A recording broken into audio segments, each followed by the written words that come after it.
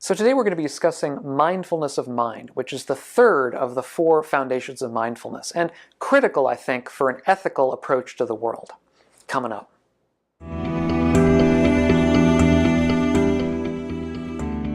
So I'm Doug Smith. I'm study director at the Secular Buddhist Association. That's secularbuddhism.org.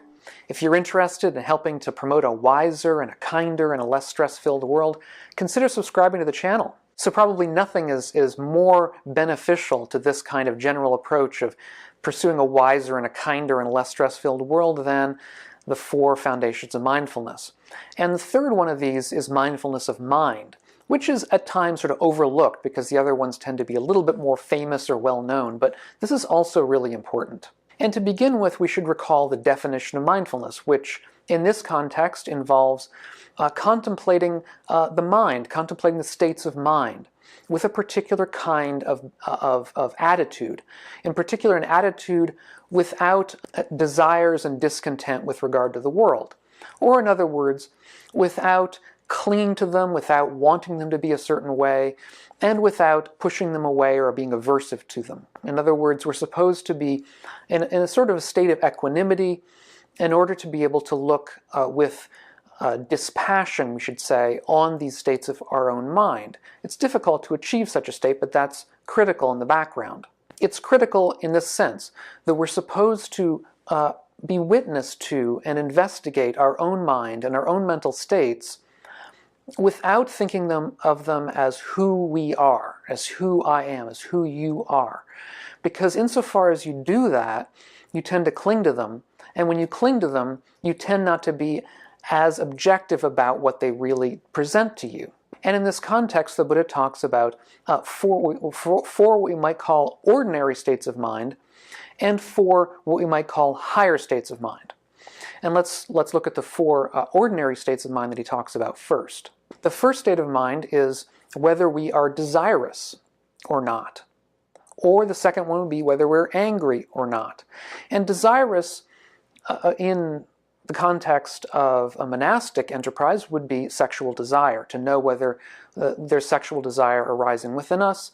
But I think we can broaden that and talk about other kinds of desire.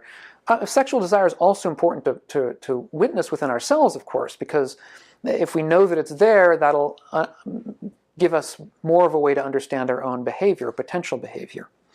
But it can also be desire for other things, I think. It can be desire for possession of clothing or a new television or whatever it happens to be. And anger, of course, same thing. We have to be aware of when the anger is present in us, when it's not present, when there's aversion present. There are, of course, many different gradations of anger, many different kinds of anger. I think this anger sort of covers them all, or supposed to. He also says we should be aware whether we're distracted or not by sense pleasures. This is particularly important within a meditative context, of course, because we can be distracted, let's say, by a beautiful music that's playing, or by cool breeze on a hot day, or by warmth on a cold day. We can be distracted by sense pleasures within meditation, and that can take us off of the point of our meditation. But it's also important, I think, within daily life to be aware of when our senses are being captured by something outside and distracting us in a certain way from what we should be achieving in the particular context. He also talks about being contracted or not, whether the mind is contracted. And this seems to be something of a technical term, and Bhikkhu Analayo talks about what he believes the technical term represents. He thinks it represents what's called sloth and torpor, or being tired and sleepy. This is in his book Satipatthana, which I highly recommend. I'll put a link to it down below. He's done a lot of research into the early texts. And some of the terms are pretty clearly technical, and so you have to understand what they mean. So contracted around sleepiness. And this is, of course, important within a meditative context. Again, it's one of the hindrances, as are others of these. But it's also important within daily life, or within whatever we're doing, to know whether our energy is there or whether we're sleepy and tired. Because again, this can make an impact on how we actually behave. And why it's important to be mindful of these states. It's because in ordinary life, we tend typically to delude ourselves about the character of our own mind, or at least overlook some of these bad states sometimes. we tend to talk ourselves out of being, let's say, angry or desirous or whatever it might be, tired. And this is where the issue of spiritual bypassing comes in. And I did a prior video on spiritual bypassing that I recommend if you haven't heard that concept. But basically it's a concept of premature awakening, as it's called. Many of us may think of ourselves as being farther along the path than we actually are. And we think that way because we simply turn a blind eye to our own mental states filled of hate or filled of greed or filled of these kinds of negative emotions. In other words, we may be aversive to the negative characteristics in our own mind. We're aversive to them because we've been told and we hear that they're not good for us, and we think of ourselves as perfect, or we think of ourselves as better than we are. And so as we avert our eyes from these states, we become deluded as to the character of our own mind.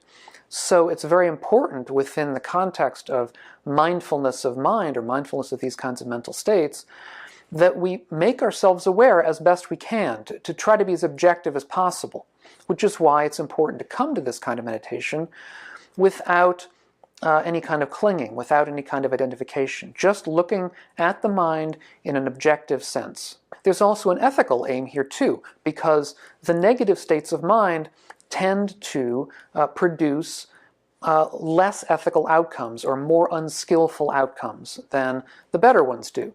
So insofar as we're aware that, let's say, we're gripped by some kind of hatred, let's say we're in a discussion with somebody, something comes up that pushes our buttons, if we can take a step back and be aware of the character of our own mind, we may be able to give ourselves that little bit of space where we don't react quite as unskillfully as we might have had we not given ourselves that space. So to that extent, this mindfulness of mind is critical to our own ethical behavior in the world, or to our own skillful behavior with other people and with ourselves. Now we'll turn to the higher states of mind. He talks about being aware of whether we have a great mind or a narrow mind. And this, Bhikkhu Analayo believes, has to do with particular states of metta or loving kindness, or other Brahmavihara states of compassion or sympathetic joy, equanimity. Insofar as we're able to have a great mind with those states in mind, we're able to feel the entire world with a state of, let's say, kindness, a mental state of kindness. Insofar as our mind is narrowed, we're only able to be kind towards certain people or certain aspects of the world and not others. And being aware of that distinction is critical insofar as we're doing practice, because the aim is to broaden the mind as much as possible and to be able to include everyone in the kindness that we broadcast to the world, or that we present to the world. He also talks about the mind being surpassable or unsurpassable. So to know whether our mind is surpassable. This and the next one, which is concentrated or unconcentrated, we should know whether the mind is concentrated or unconcentrated. These probably have to do with, at least in their broad sense, achievement of jhana, or these kinds of deep states of meditative absorption.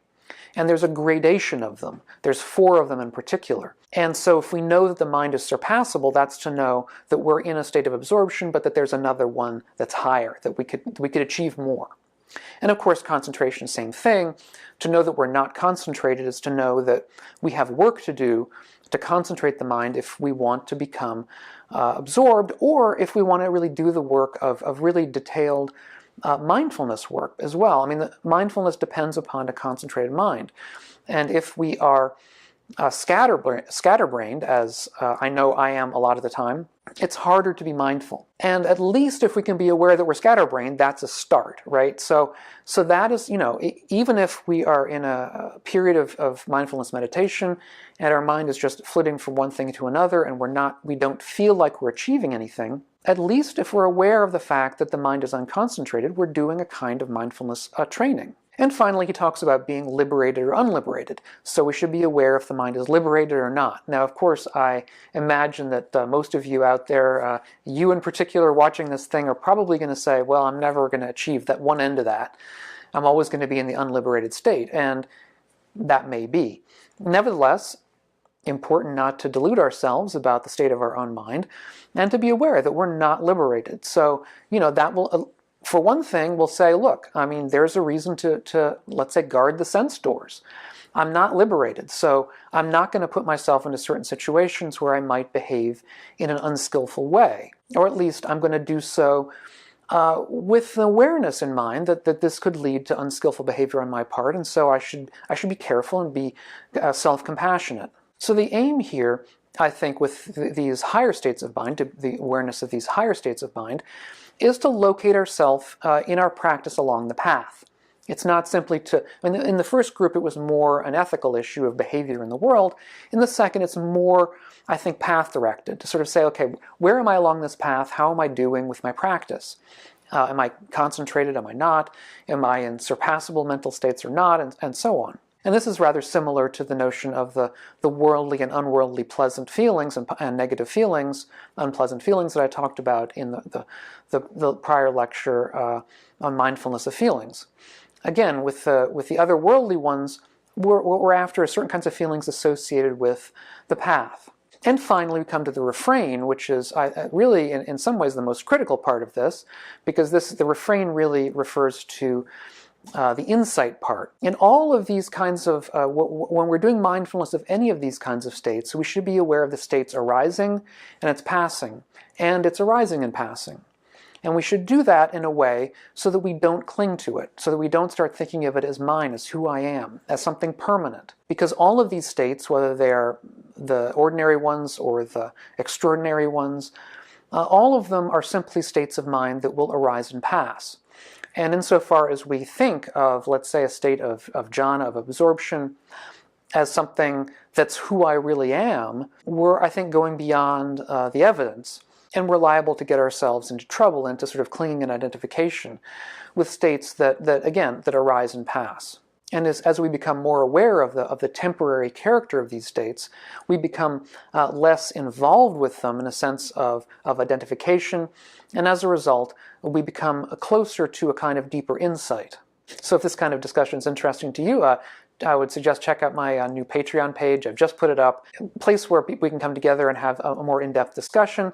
Also, please, I'd be interested in your take down below in the questions and comments, what you think of this mindfulness of mind. Have you used these kinds of practices yourself, and if you find them useful or not? I'd be interested to hear.